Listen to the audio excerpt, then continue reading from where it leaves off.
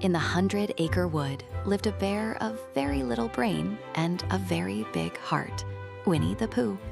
His days were full of honey, friends, and small adventures. This is his gentle, timeless tale.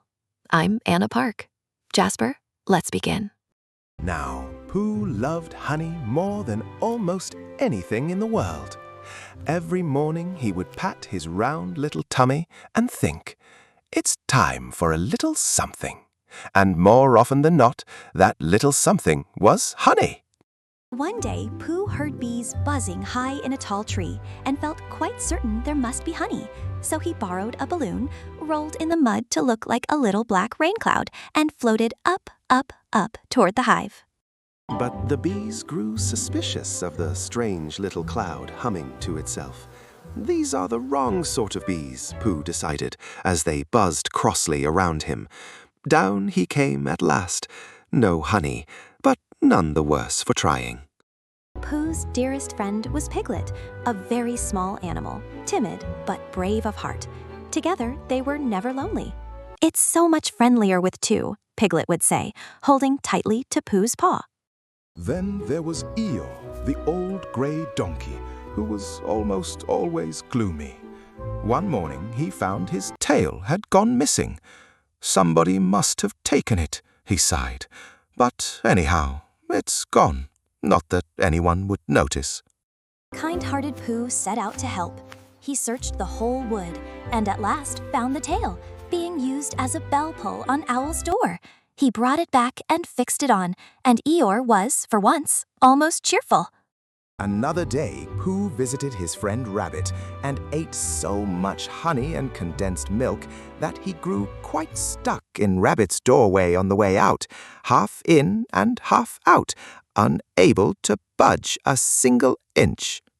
There was nothing to do but wait, so for a whole week Pooh stayed wedged in the hole, slowly slimming down, while his friends read him a sustaining book to keep up his spirits.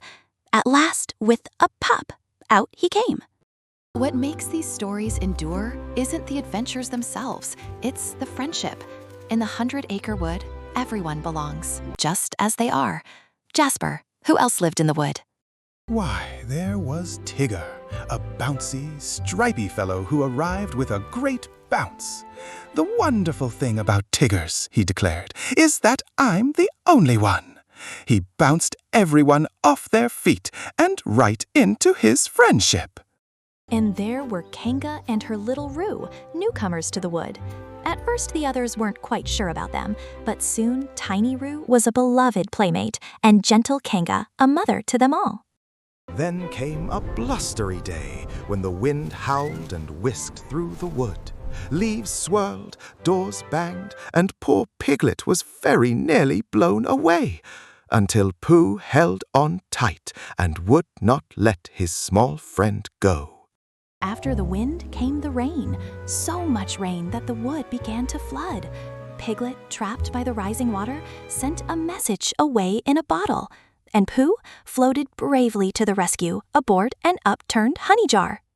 At the heart of it all was a boy named Christopher Robin, who loved them every one.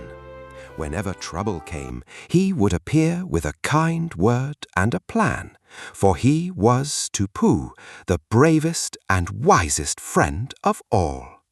Once, Christopher Robin led them on an expedition to discover the North Pole.